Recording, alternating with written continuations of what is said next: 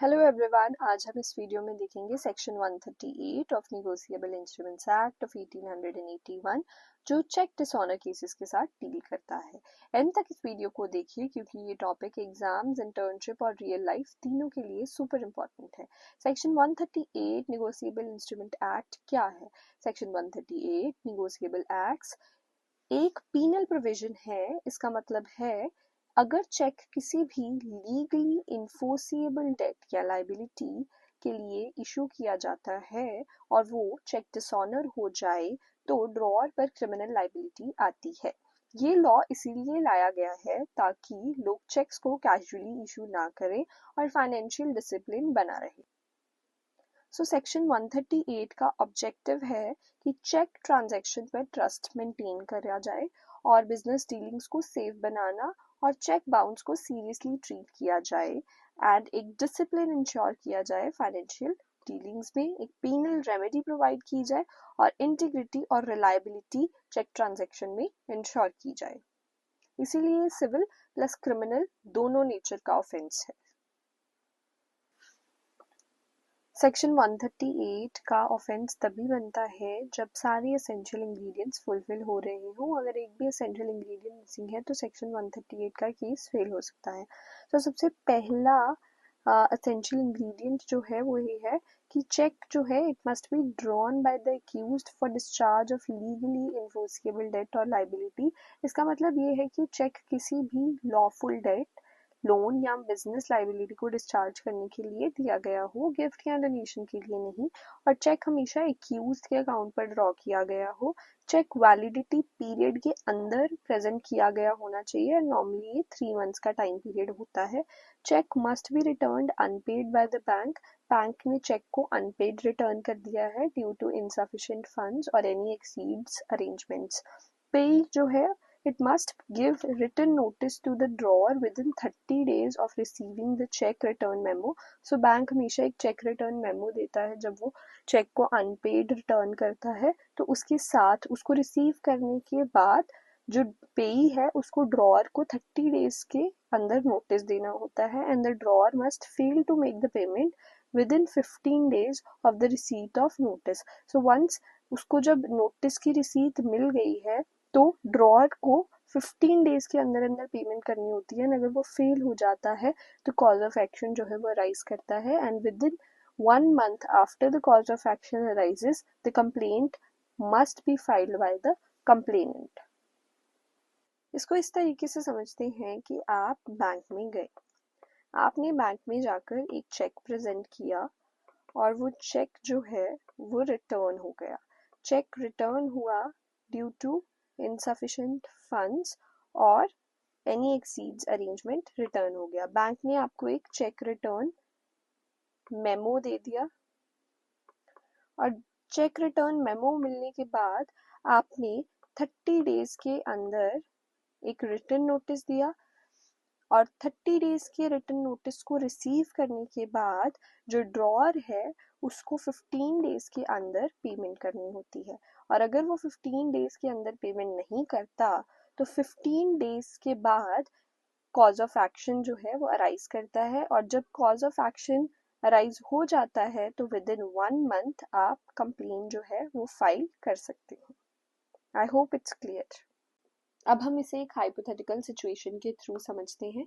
So case है Arjun Mehta versus Karan Singh.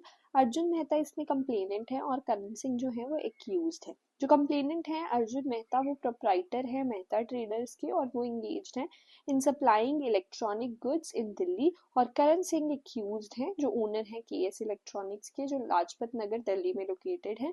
और 10 मार्च 2024 को जो एक्यूज्ड है वो 5 लाख रुपए के इलेक्ट्रॉनिक गुड्स जो है वो कंप्लेनेंट से खरीदते हैं ऑन क्रेडिट और प्रॉमिस करते हैं कि वो पेमेंट जो है 1 महीने के अंदर कर देंगे।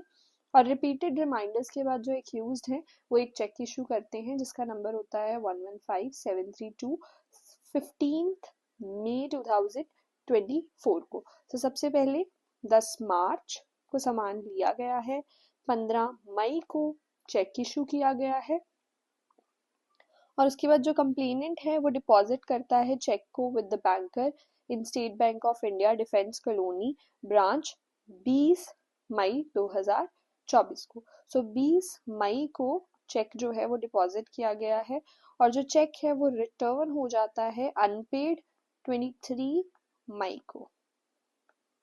और रीजन दिया जाता है कि फंड्स जो है वो इनसफिशिएंट है।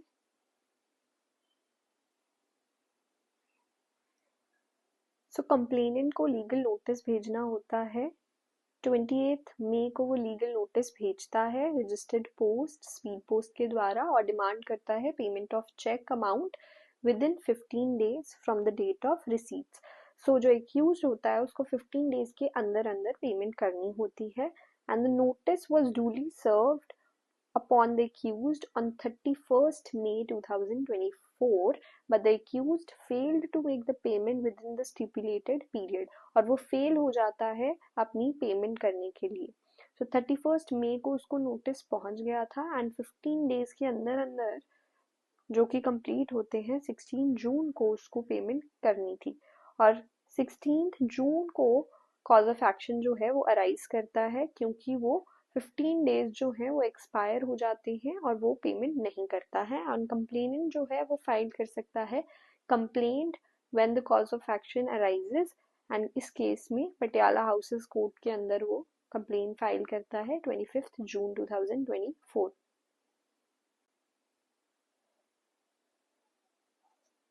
अब हम ड्राफ्ट देखेंगे इस कंप्लेन का। सेक्शन 138 के अंदर जो ये कंप्लेन होगी इसका हम ड्राफ्ट देखेंगे कि ड्राफ्ट कैसे तैयार किया जाएगा। तो सबसे पहले हम लोग कोर्ट का नाम लिखते हैं। सो इस केस में हमने लिखा है in the court of metropolitan magistrate Patiala house courts new Delhi. Complain number हम लिखते हैं और ईयर लिखते हैं। उसके बाद हम लिखते हैं in the matter of, name लिखेंगे हम कंप्लेनेंट का, उसका एड्रेस। कुछ केसेस में हम लोग यहाँ पे एज भी लिख देते हैं, सन ऑफ भी लिख देते हैं और रेजिडेंस लिखेंगे। तो कंप्लेनेंट वर्सेस एक्यूज्ड का नाम, एक्यूज्ड की age, son of and the proprietor और उसका रेजिडेंस एंड एक्यूज्ड।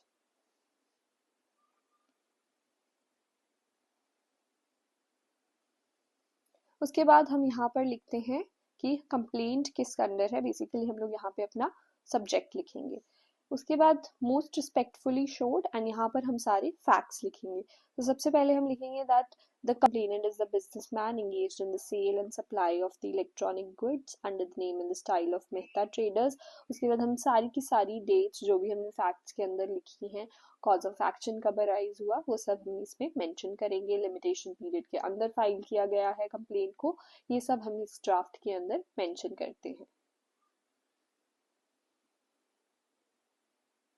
यहाँ पे हम अमाउंट मेंशन करेंगे, ब्रांच मेंशन करेंगे, बैंक एड्रेस मेंशन करेंगे, डेट्स मेंशन करेंगे, विद इन 1 मंथ फाइल किया गया है, 15 डेज का नोटिस सर्व किया गया था, कौन किस रीजन की वजह से जो है चेक डिसऑनर हुआ है वो मेंशन करेंगे, फंड्स इनसफिशिएंट लिमिटेशन पीरियड के अंदर फाइल किया गया है, ये सारी डिटेल्स हम इसके अंदर लिखेंगे। सो लास्ट लाइन हमने देखिए यहाँ पे लिखी हुई है that the present complaint is filed within the limitation period prescribed under the Act, and this Honorable Court has territorial jurisdiction as the check was presented, dishonored, and notice served within its jurisdiction। and उसके बाद हम prayer लिखते हैं जिसमें हम बताएंगे कि punish किया जाए एक्यूज्ड को in accordance with section 138। Accused को पे करने के लिए बोला जाए चेक अमाउंट जो है विद द कंपनसेशन और if there is any interest तो वो सब चीजों के साथ उसको पे करने के लिए बोला जाए, या फिर पास किया जाए कोई भी ऐसा ऑर्डर जो भी कोर्ट को सही लगता है according to the facts and circumstances. फिर हम प्लेस लिखते हैं, डेट लिखते हैं और यहाँ पे हम लिखते हैं कंप्लेनेंट थ्रू काउंसिल एडवोकेट। इसके साथ हम कुछ लिस्ट ऑफ डॉक्यूमेंट्स भी डालते हैं, original cheque number, bank return memo, की date, copy of legal notice, postal receipts, delivery का proof, invoices of the goods supplied and the copy of complainant verification affidavit जो है हम इसके साथ साथ डालते हैं।